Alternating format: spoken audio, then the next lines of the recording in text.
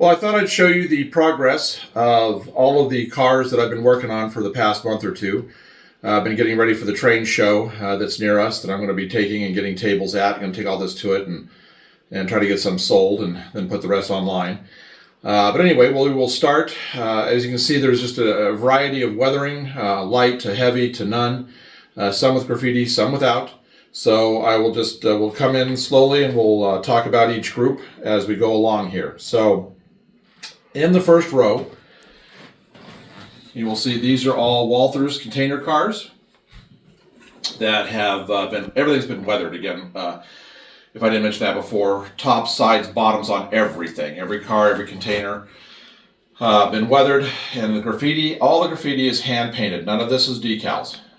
So this is all done with acrylics, cheap craft acrylic paints, and just a paintbrush, small paintbrush.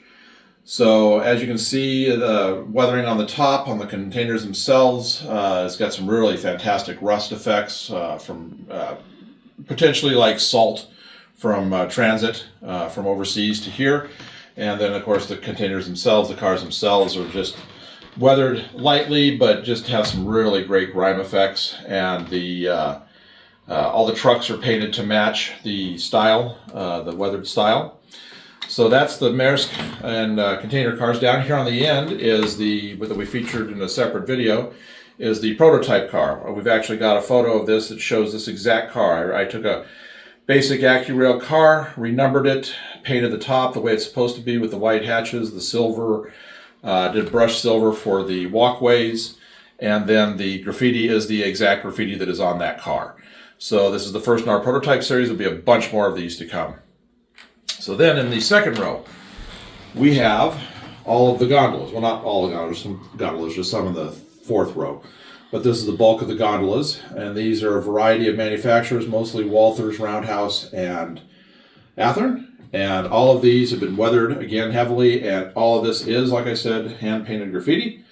And we do have videos of all of these individually that show the source photo that I used for the graffiti on each one. And the only thing that may have changed on the graffiti is I might have changed the color just to be, the color might not have worked with a black car, so I changed it so it would stand out a little bit better if I changed it.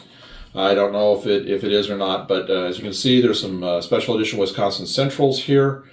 We had some discontinued railguns. So again, these are all done by hand. Nothing is done with airbrush on any of these cars. All right, so let you get a quick review of this row. All right, third row. These are some Roundhouse 5-bay rapid discharge cars, SSIX lease company. Again, graffiti is from source materials, real cars, real graffiti. As you can see, they're really weathered nicely and nice graffiti on them. Then we get into the air slides. These are the Walther's paired air slides cars. I do have the drawbar that goes between them. They're just not pictured here, and the drawbar has been weathered as well. I did these 3 sets of GATX with a variety of finishes. It goes from light finish to heavy finish. And you can see that as we go down the thing here. 3 of the cars have graffiti on them, and the other 3 don't. That way you've got a nice mix.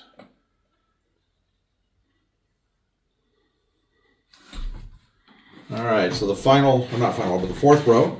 This has got the first of the Santa Fe patched cars. These were Santa Fe rapid discharge hoppers that have been patched over, weathered heavily. Had new reporting marks put on for the TILX. A couple have had graffiti put on them. The others have just been weathered nicely. All have loads, all have weights. All these cars do have, well, at least 90% of these cars do have KD couplers and have been weighted to NMRA standards as well. And then at the end of this line are a couple of more of the 50-foot gondolas. You can see the graffiti, same as the row before. Nice review of this row. Okay, fifth row. There's just an extra container I have right now that's another Santa Fe that's been patched that is now just a lease company and no longer has markings for Santa Fe on there. And then we start into a whole series of ore cars that have been weathered again from light to heavy. Makes for a nice mix. I just don't have the couplers for these. These all have those, I think they're the Rapido or whatever they're called, the horn hooks. So I'm just not going to include those when I take them to the show. That's just a cheap, easy fix. The most important thing was I get these things looking uniformed. They are weighted and, again, weathered heavily.